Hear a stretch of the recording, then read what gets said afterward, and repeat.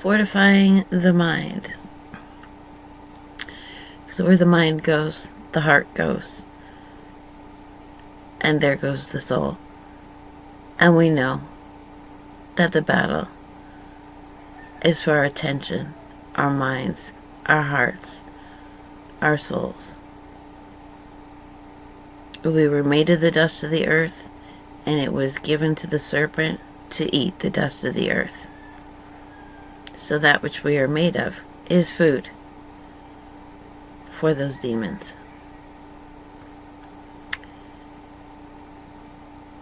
And the only way not to be food for them is not to give in to fear, not to give in to corrupt beliefs, not to allow ourselves to be deceived.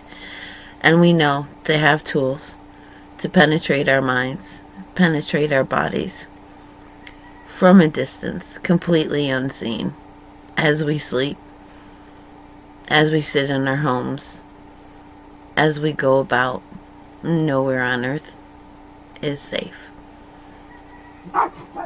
unless our Creator makes us safe.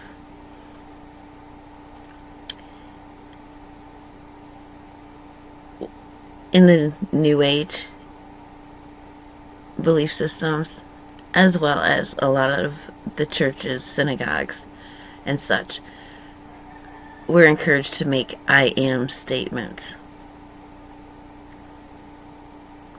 I have found that is where they creep in. Because when we wake up in the morning, oh, I'm this person, I have to do this thing today. Oh, I am not looking forward to this. That is a subconscious soundtrack that might be playing every time I take a breath. I do not say I am anything. I avoid that. I breathe. Any thought that comes into my mind, I breathe. I love my God, and I say His name.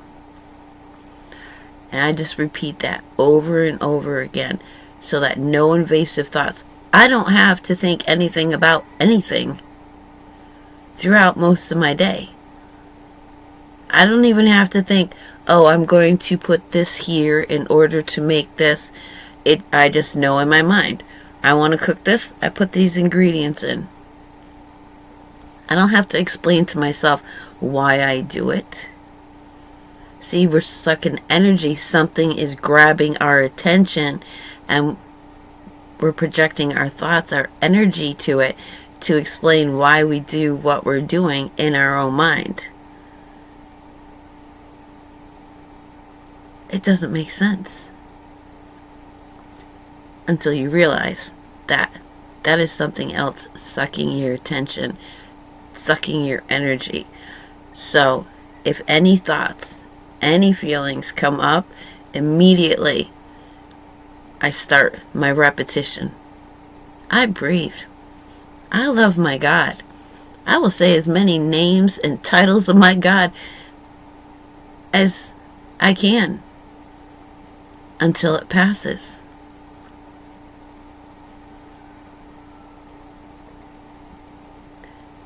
And I started reading,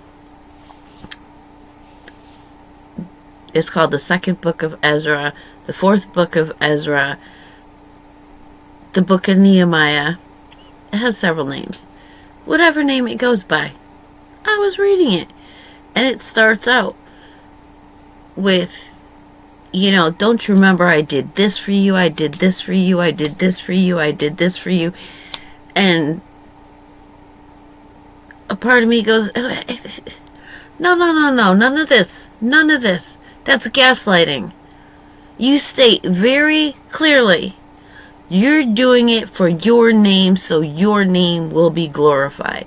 Don't put that on me. Come, oh, you did this off it when you did it for your name.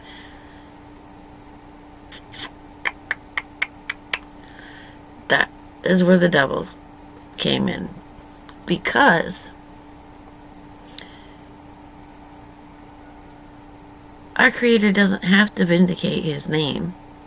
He can just wipe the slate clean, pre-program a bunch of people genetically and be done with it. He can see, he knows everything, he knows where everybody's going to turn. Wipe them off the face of the earth then. He cannot create for us an undisputed, peaceful place if there are constant challenges to that. He can't enjoy us, we can't enjoy him, we can't enjoy the creation together with our Creator because all these accusations come and cause us to stumble. And so he has to start all over from scratch with us. Okay, remember who I am. Remember what you need to be doing. No. And so every single question, so that when something comes up in our hearts, such as, I'm reading this, what you're saying to Ezra, that you did it all for them, but no, you clearly said you did it for your name. He's clarifying his name and proving beyond a shadow of a doubt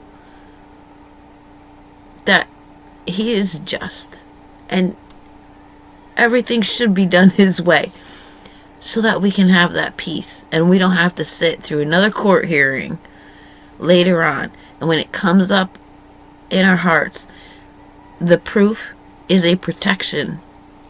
Young people are always going to question, well, it says here, but then it says here. So because cognitively we develop the ability to merge thoughts for things to coexist. When we're very young, our brains aren't developed enough to do more than black and white. Don't touch this. Why? Because it's going to hurt you. Well, why does that hurt? A 2-year-old is not ready for the complete scientific breakdown of the nerves in the skin, and they're just gonna be like, okay, I don't get it, bye. So questions, it's not that questions won't ever come up after the 1,000-year reign and Satan's re-release to test those who grew up during the 1,000-year reign, never knew the challenges, never had their faith tested. It's not that the questions won't ever come up. It's that there will be irrefutable answers to those questions. And that's what we're getting now. And when I was reading through Jasher, it was 2 years from the point that Moses and Aaron went to Pharaoh the first time and said, our God says, let his people go to worship him for 3 days. And Pharaoh said no. 2 years before God sent them back and started with the plagues and all of that. And Pharaoh, they let them go. And then they chased after them and they said, hey, you said it was 3 days. It's been like 7 days. What's going on here? That was then. Now it's just, you didn't respect, you wouldn't even give us 3 days. And we're not cooperating with you at all.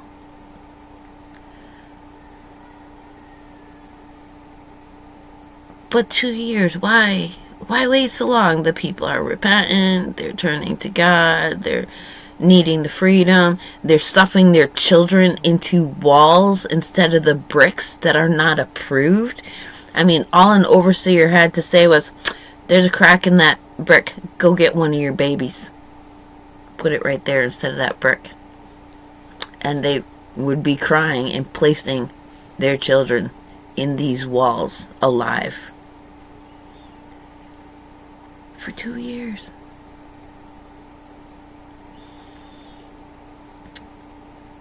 And again, if our Creator hadn't let this go on as long as it has. Like, there was a time I grew up Catholic and became a mother. Oh my goodness. There are no parental examples I want to follow. So I'm going to turn to God, because there's a creator. That's the ultimate parent. And I ended up, the Jehovah's Witnesses snagged me up. So there just came a point where I just, in one side of my head, like, oh, you're chosen. The other one said, oh, no woman can be chosen. Oh, all the teachings of the Jehovah's Witnesses were that all the chosen ones, the anointed, already were alive and they're already in heaven. There are very few of them left, and certainly not going to be a woman. So it's like, oh no, I'm evil. So I had this conflict going on, and I was just like, I let myself go. I left the congregation, asked to be disfellowshipped, and I'm just crying. Just let my children, just save my children and the world now. I don't even care about me. Just kill me. Have nothing to do with me. Just stop the suffering for other people, and please consider my children.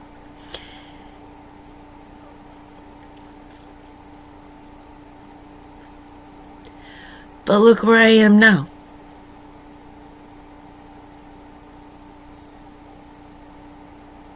I don't need a congregation to tell me what my relationship with my Creator is. And I'm absolutely assured of it. I'm still learning. I mean, if last year when, I started looking into the calendar and following Torah, because I realized, oh yeah, the Messiah said not one bit of the Torah. He did not put an end to the law. He renewed the covenant, which requires that those who wish to be rescued, who wish to be saved, follow the Torah. So, if he had stopped it a year ago, I'd have probably been off with... I had so much repenting to do over the past year. So much. Every thought that I had thought, like, I went back... I wanted to find, cycle breaker, chain breaker, generational curse breaker. Where did abuse start? I followed it right back to the Bible. Blamed it on the Creator and all of his laws and the perspective of women. I had to go through and learn. Oh, that's not the perspective of women that was meant. That's what mankind put upon it with the help of some spirit beings' opposition. So I have to go through all of my past and regurgitate every foul thought I ever had about our Creator, about mankind, about angels, about the world that I live in, about absolutely everything. It's had to, and you can't do that overnight. You can't say, oh, forgive me of everything I said. No, it's going to come up. Every minute detail, every bad feeling, every poorly poorly constructed thought. And then, of course, it's going to be added to, because those who don't want to see you succeed are going to keep trying to, they call them invasive thoughts. I like to watch hoof-turming videos. It's a thing. And one guy who was helping accidentally got glue on his hand, and there's a clump of glue on top of a block. And the other guy he's talking to him about it, he's got to clean that up. He just went and flipped the whole glob of glue on the guy's hand. And it is super hot. It's burning in his hand. And the one who did it is like, oh wow, that's one of those, what are the intrusive thoughts? Why? That's what happens. All of those mean things that are just playing, just joking, those are demons. And You don't have any armor on against those intrusive thoughts. And so that's why my thinking patterns, every thought, scripture even says, bring every thought into control. And so one way that I do that, I do not make I am statements. I don't do it. I know who I am. I know what I am. My Creator knows who I am. My Creator knows what I am.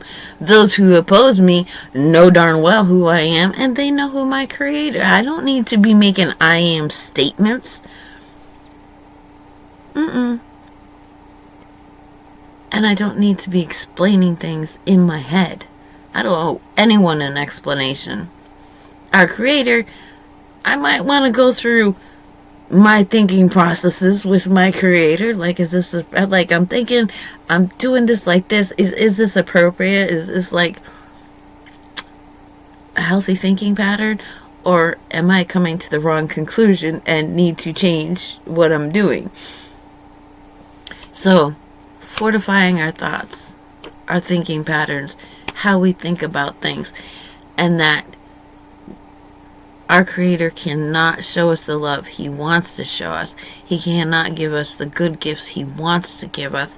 He cannot give us that peaceful, uncontested experience of existence unless His name is vindicated. So whether He phrases it, I'm doing this to vindicate my name, or He says, I did it for you, I'm doing this for you.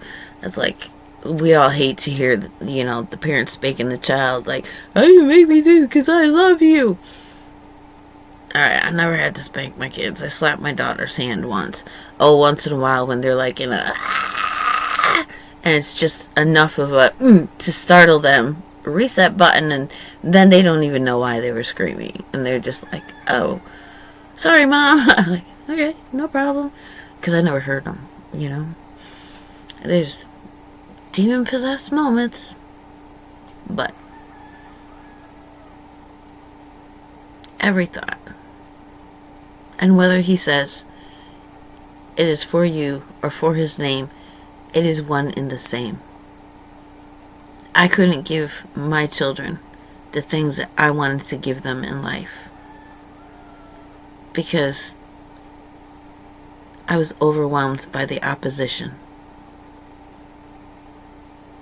Whether it be society saying that I had to do such and such things in order to have a roof over our head, in order to have money,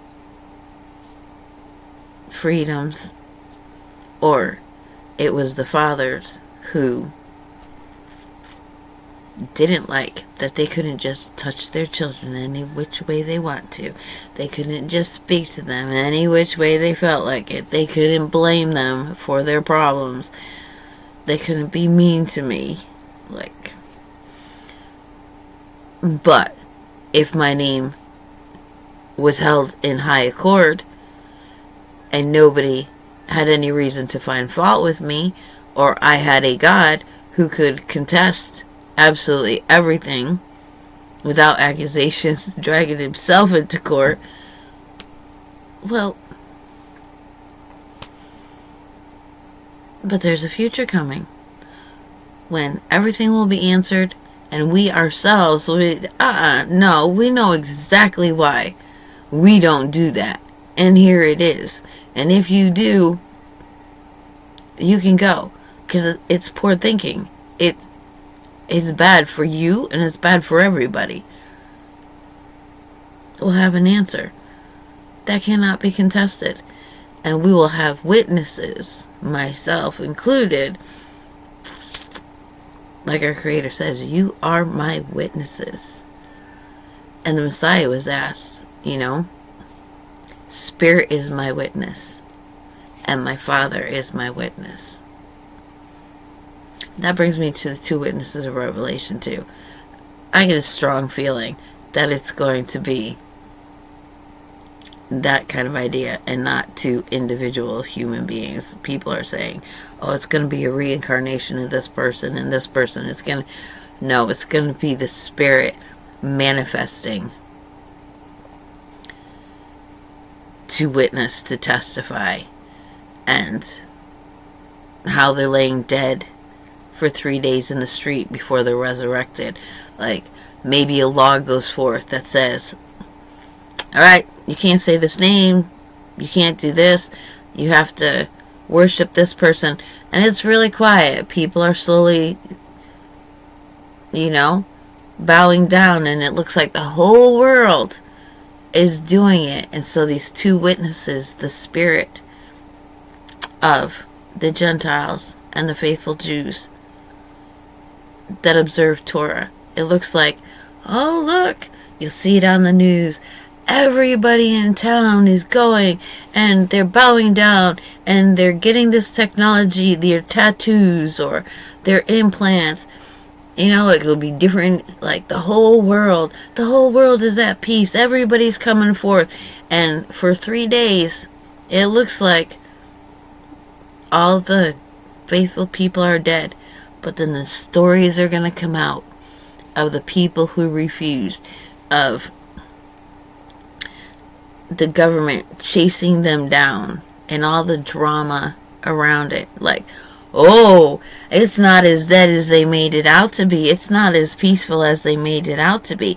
And we see that happening today with, I didn't even know, like, I'm watching all alternative news, regular news, and it's not until, like, a compilation of TikTok videos that people are making and reacting to it, a reaction video, that I find out there are music festivals, that's what they call them, musical festivals, that are actually protests going on all over the world. People are out in droves, and I don't even know it.